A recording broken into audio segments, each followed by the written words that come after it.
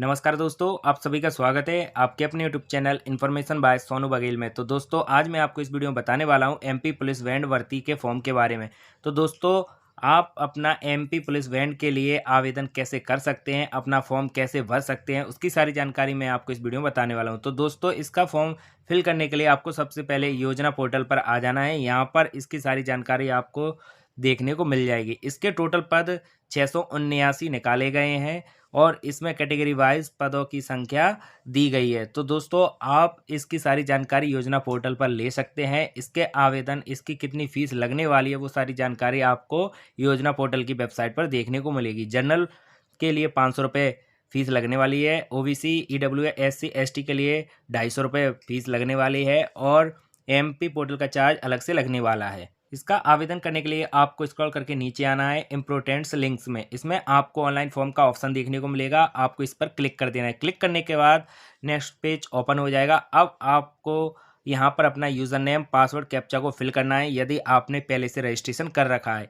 यदि आपने पहले से रजिस्ट्रेशन नहीं किया है तो आपको लॉगिन के नीचे नॉट रजिस्टर क्रिएट अकाउंट का ऑप्शन देखने को मिलेगा, तो आपको इस पर क्लिक करके अपना रजिस्ट्रेशन कर लेना है। यदि आप अपना यूज़र नेम भूल गए हैं तो आपको नीचे फॉरगेट प्रोफाइल यूज़र नेम का ऑप्शन देखने को मिलेगा। यदि आप पासवर्ड भूल गए हैं तो फॉरगेट प्रोफाइल पासवर्ड का ऑप्शन देखने को मिलेगा। यदि आपके पास कुछ भी नहीं है तो आप लास्ट वाले ऑप्शन पर क्लिक करके अपनी प्रोफाइल डिटेल्स निकाल सकते हैं। तो हम यहाँ पर रजिस्ट्रेशन करने वाले हैं, तो हम क्रिएट अकाउंट वाले ऑप्शन पर क्लिक करेंगे। जैसे ही क्लिक करेंगे तो एप्लीकेंट प्रोफाइल रजिस्ट्रेशन का फॉर्म ओपन हो जाएगा, यानी नेक्स्ट पेज ओपन हो जाएगा। अब आपको अपनी पर्सनल डिटेल यहाँ पर फिल करनी है। तो सबसे पहले आपको अपना फर्स्ट नेम फिल करना है, इसके बाद आपको अपना लास्ट नेम फिल कर देना है।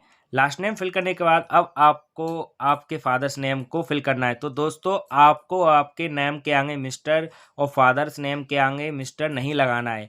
इसमें क्लियरली बोला गया है कि नाम के आगे कुछ भी नहीं लगाना है। फादर्स नेम फिल करने के बाद आपको मदर्स नेम फिल करना है और ना ही मदर्स नेम के आगे मिसेज लगानी है, क्योंकि दोस्तों यदि आप मिस्टर या मिसेज लगाते हैं तो आपका फॉर्म रिजेक्ट हो सकता है। इसके बाद आपको आपकी डेट ऑफ बर्थ को फिल करना है। तो दोस्तों ये सारी जानकारी आपको 10th की मार्कशीट के अकॉर्डिंग फिल करना है, बिल्कुल सही से जानकारी फिल कर देना है। डेट ऑफ बर्थ फिल करने के बाद अब आपको जेंडर को सिलेक्ट करना है, मेल फीमेल जो भी है वो आपको अपने अकॉर्डिंग यहाँ पर सिलेक्ट कर लेना है। इसके बाद आपको कैटेगरी वाले ऑप्शन पर आना है, general, EWS, SC, ST, OBC. आपकी जो भी कैटेगरी है वो आपको यहाँ पर सिलेक्ट कर लेना है। सिलेक्ट करने के बाद अब आपको अपना मोबाइल नंबर दर्ज करना है, मोबाइल नंबर फिल करना है। मोबाइल नंबर फिल करने के बाद आपको आपकी जीमेल आईडी को फिल करना है। तो दोस्तों ये सारी जानकारी आपको सही से फिल करना है। जीमेल आईडी फिल करने के बाद अब आपको लॉगिन डिटेल्स वाले सेक्शन पर आ जाना है। यहाँ पर आपको आपका यूज़र नेम फिल करना है। तो दोस्तों आप अपना मन पसंदीदा यूज़र नेम बना सकते हैं जो आपको बनाना है। यूज़र नेम बनाने के बाद अब आपको नीचे पासवर्ड वाले ऑप्शन पर आना है। तो दोस्तों आपको पासवर्ड कैसा बनाना है यहाँ पर आपको नोट में दिया गया है। पासवर्ड आप ABCD के लेटर में बना सकते हैं, कैपिटल या स्मॉल लेटर बना सकते हैं। इसके बाद आप @ या स्टार लगा सकते हैं और नंबरिंग वाला पासवर्ड बना सकते हैं। इसके बाद आपको कंफर्म पासवर्ड में सेम पासवर्ड फिल करना है।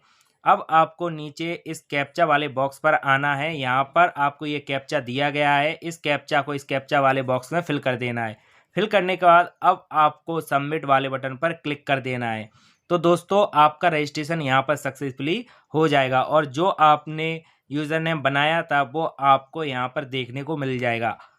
तो दोस्तों अब आपको ओके वाले बटन पर क्लिक कर देना है।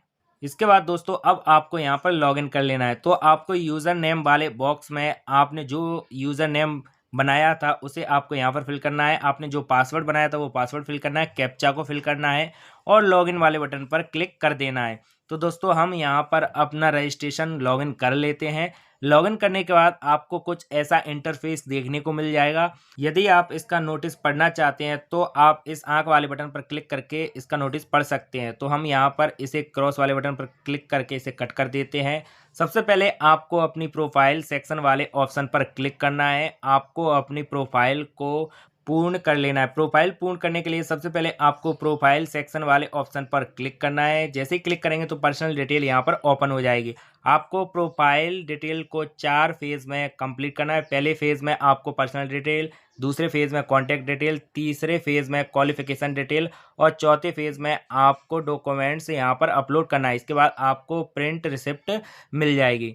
तो दोस्तों हम यहाँ पर अपनी पर्सनल डिटेल फिल करेंगे। तो दोस्तों आपको सबसे पहले आपका हिंदी में नेम फिल करना है। तो दोस्तों आपने रजिस्ट्रेशन करते वक्त जो भी जानकारी फिल की थी वो आपको यहाँ पर देखने को मिल जाएगी। जो जानकारी यहाँ पर फिल करने से रह गई है वो जानकारी आपको यहाँ पर फिल करनी है। तो दोस्तों सबसे पहले आपको अपना हिंदी में नेम फिल करना है। तो हम यहाँ पर हिंदी में नेम फिल कर लेते हैं। इसके बाद आपको डोमिसाइल स्टेट को सिलेक्ट करना है। आप किस स्टेट से निवास करते हैं उस स्टेट के नेम को आपको इसमें से सिलेक्ट कर लेना है।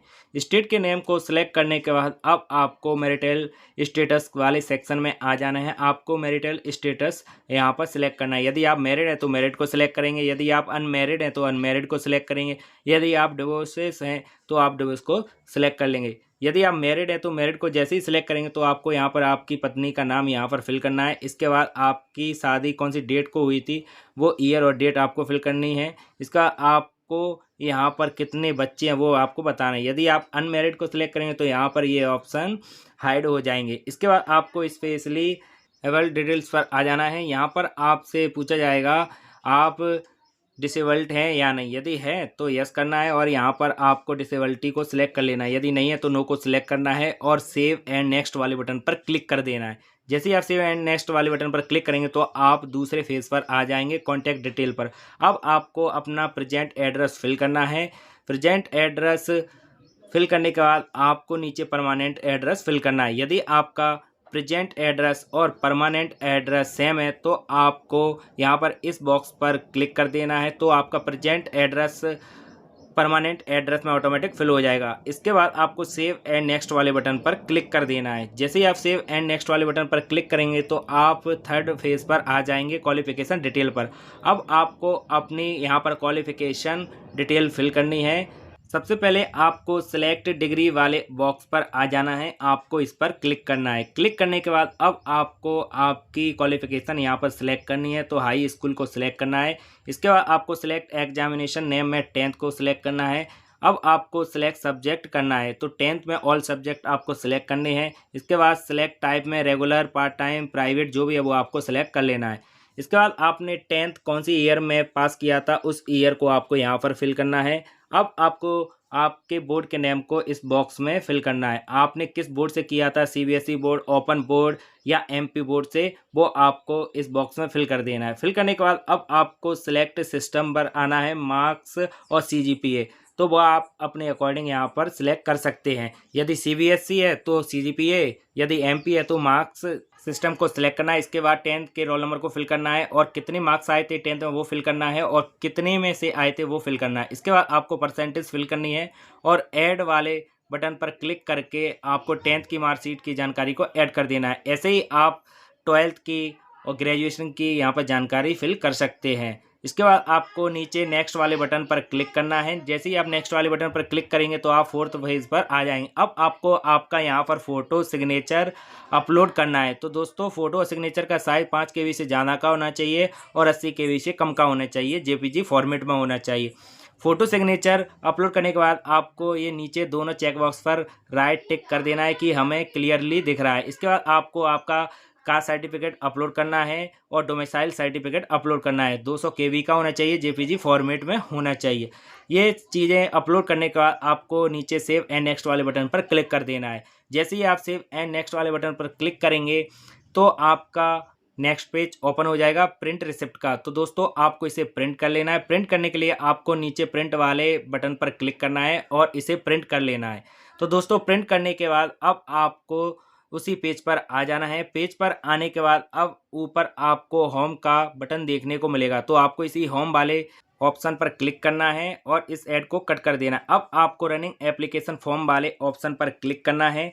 क्लिक करने के बाद आपको दोबारा से ऐड को कट करना है। अब दोस्तों आपको फर्स्ट पर ही देखने को मिलेगा पुलिस मुख्यालय, गृह पुलिस विभाग, मध्य प्रदेश पुलिस आरक्षक बैंड, आपको सामने अप्लाई का बटन देखने को मिलेगा। आपको इसी अप्लाई वाले ऑप्शन पर क्लिक कर देना है। जैसे ही क्लिक करेंगे तो नेक्स्ट पेज ओपन हो जाएगा। अब आपको स्क्रॉल करके नीचे आना है, नेक्स्ट वाले बटन पर क्लिक करना है। जैसे आप नेक्स्ट वाले बटन पर क्लिक करेंगे तो नया पेज ओपन हो जाएगा। अब दोस्तों आपको यहाँ पर अप्लाई फॉर पोस्ट में बैंड को सिलेक्ट करना है। इसके बाद क्वालिफिकेशन को सिलेक्ट करना है। अब आपको अदर डिटेल में आना है। आपको यहाँ पर पूछा जाएगा क्या आप भूतपूर्व सैनिक है, यदि हैं तो हाँ को सिलेक्ट करना है, नहीं तो नहीं को सिलेक्ट करना है। अब आपको नीचे पूछा जाएगा क्या आप शासकीय निगम मंडल स्वशासी संस्था के कर्मचारी हैं, तो हाँ पर क्लिक करना है, नहीं है तो नहीं को सिलेक्ट करना है। इसके बाद आपसे पूछा जाएगा क्या आप विक्रम पुरस्कार से सम्मानित हैं, तो हाँ को सिलेक्ट करना है, नहीं तो नहीं को सिलेक्ट कर लेना है। इसके बाद आपसे पूछा जाएगा क्या आप नगर सैनिक होमगार्ड न्यूनतम 3 वर्ष अनिवार्य है, तो हाँ को सिलेक्ट करना है, नहीं तो नहीं को सिलेक्ट कर लेना है। इसके बाद आपसे पूछा जाएगा क्या आप नियम पुस्तिका के उपलब्ध करने का 9 के अनुसार शारीरिक मापदंड की पात्रता रखते हैं, तो हाँ को सिलेक्ट करना है दोस्तों। इसमें नहीं सिलेक्ट नहीं करना है। इसके बाद आपसे पूछा जाएगा क्या आप शासकीय सेवाओं नियुक्ति के लिए नीचे दिए गए विभिन्न वर्गों में सम्मिलित हैं एवं नियम पुस्तिका के अनुसार इस वर्ग के लिए विशेष लाभ केवल बोनस अंक लेना चाहते हैं, तो हाँ को सिलेक्ट करना है। दोस्तों आप इसमें हाँ को सिलेक्ट करेंगे तो आपको यहाँ पर वर्ग को चयन करना है, आप किस वर्ग के अंतर्गत हैं। यदि नहीं है तो नहीं को सिलेक्ट कर लेना है। इसके बाद आपको परीक्षा टेस्ट हेतु किसी एक वाद्य यंत्र का चयन करना है दोस्तों। तो दोस्तों आप इसमें क्या बजा सकते हैं वो आपको इसमें से सिलेक्ट कर लेना है वाद्य यंत्र को। अब आपको नियम पुस्तिका में उल्लिखित सूची बी के अनुसार बोनस अंक प्राप्त करने के लिए वाद्य यंत्रों का चयन करना है। तो दोस्तों आप कितने वाद्य यंत्र को इसमें बजा सकते हैं उन्हें आपको अपने अकॉर्डिंग इसमें सिलेक्ट करना है, क्योंकि सभी का आपको बोनस अंक मिलेगा। इसके बाद आपको 10th की मार्कशीट को अपलोड करना है। 200 KB की होनी चाहिए, JPG फॉर्मेट में होने चाहिए। इसके बाद आपको शैक्षणिक योग्यता 8वीं 10वीं या इसके अतिरिक्त हाईएस्ट क्वालिफिकेशन क्या है आपकी, उस मार्कशीट को आपको यहाँ पर अपलोड करना है। PDF फाइल में होना चाहिए, 500 KB का होना चाहिए। इसके बाद आपको इस चेक बॉक्स पर राइट क्लिक करना है और सबमिट वाले बटन पर क्लिक कर देना है। तो दोस्तों आपका फॉर्म यहाँ से सबमिट हो जाएगा। अब आपको पेमेंट कर देना है। जैसे ही आप पेमेंट करेंगे तो आपका फॉर्म सक्सेसफुली भर जाएगा। यदि दोस्तों आप SC ST OBC कैटेगरी से हैं तो आपको 427 रुपये का यहाँ पर पेमेंट लगेगा। तो दोस्तों ये बिना परीक्षा की वैकेंसी है, आप इसका लाभ ले सकते हैं, क्योंकि ये आपके लिए एक अच्छा सुनहरा मौका है जॉब लेने के लिए। तो आप अपनी तैयारी कंटिन्यू करते रहें।